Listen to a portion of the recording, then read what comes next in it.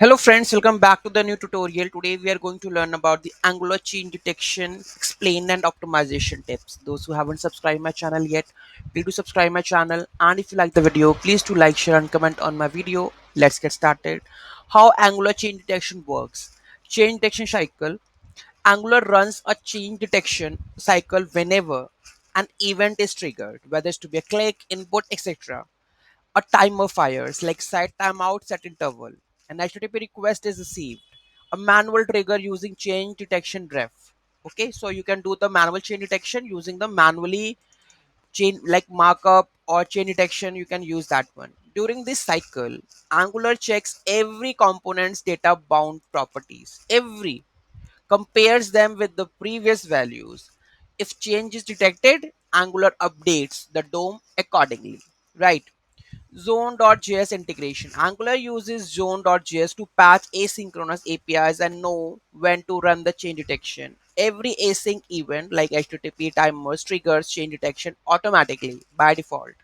How we can optimize it? So optimizing the change detection in the large applications, you can use the on-push change detection strategy.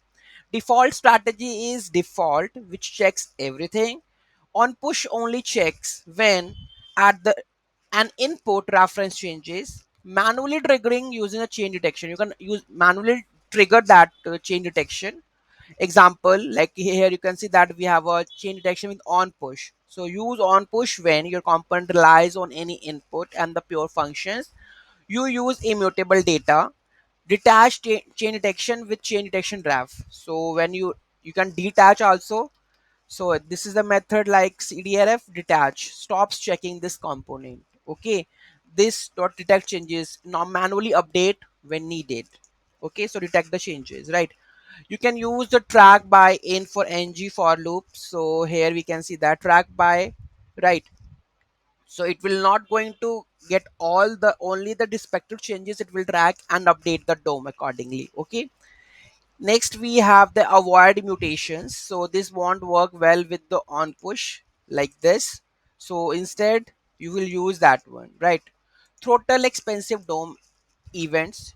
So you can use the debounce time, total time or request animation frame, useful for the scroll, resize and the key events. Okay, lazy load feature modules you can use, like break your app into lazy load modules, reduces the scope of the change detection. Use pure pipes. Pure pipes are only re-evaluated. Just let me just scroll this. When input changes, avoid impure pipes unless absolutely necessary. Okay, so these are the ways where you can optimize your change detection. Any doubt, any query, let me know in the comment section. Thank you so much for watching this video. Have a great day.